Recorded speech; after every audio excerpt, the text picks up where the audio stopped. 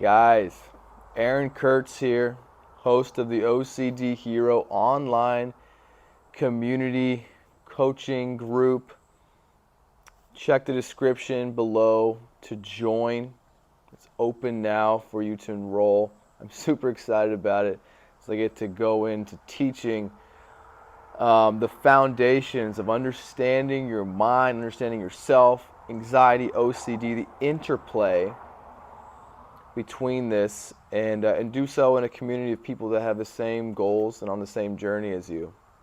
Please subscribe to this channel to get more videos like this, more content, but I want to add some value to you right here with something that to me, for my life, and it seems like, OCD is a very complex condition, but despite that, it seems like there's some very core um, issues that most people are gonna have, and it's related to this condition of how we arrive at this place of having intrusive thoughts and intrusive images and feelings and sort of losing control, this feeling of losing control of our mind.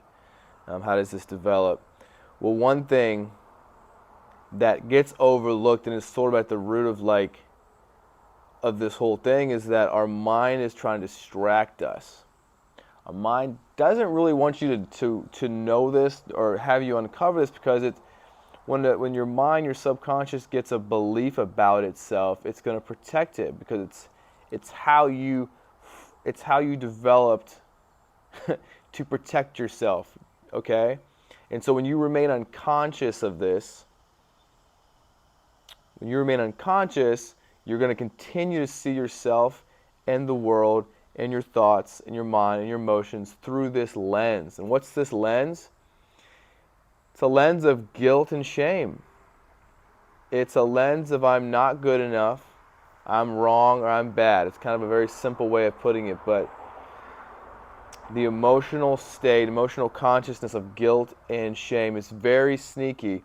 And it's not just that in itself, but it is oftentimes the fear of guilt and shame. Okay? Because as we delve into this and you start learning, and this is what I go into depth on the OCD Hero group, is that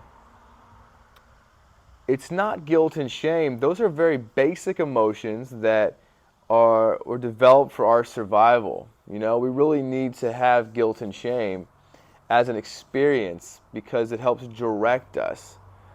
But when these emotions get stuck, when we get stuck in this pattern of guilt and shame, and it's formed a belief and identity about ourselves, that's where we can get stuck. But the fear of even having these emotions, to me, the step forward, and what a lot of times we get stuck in, is that we are unconsciously, automatically fearing having and being with feelings of guilt and shame.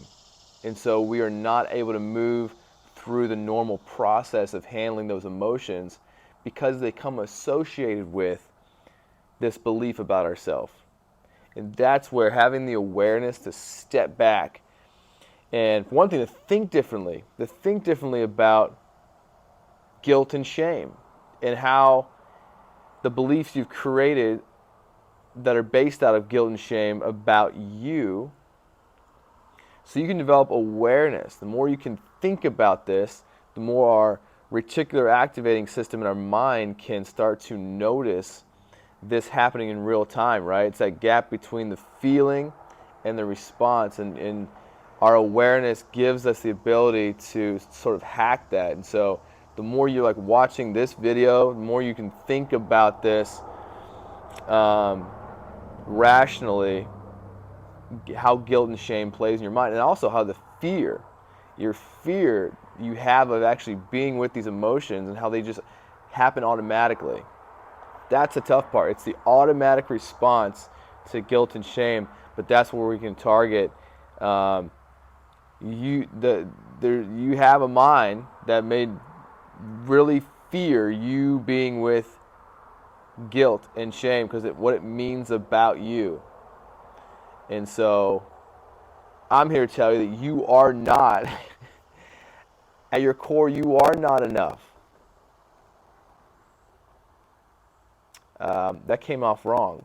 At your core, you are not enough. Uh, because your mind, you believe at your core that you're not enough, and so, um, which is inherently wrong. It's just fault. It's just based on a belief. Um, one could say, well, if you believe it, then it's right, and that's kind of what it comes down to. You get to choose now, um, as you become a creator of your life. Are you inherently wrong? Are you inherently um, bad? Well, this is part of that, challenging these beliefs that have put you in this position where you are uh, reacting and behaving in this way. And I've learned that from my life that was all a facade. It was all a coping mechanism, this term, for how we dealt with these experiences, and we dealt with our life growing up, right? And was this belief about ourselves.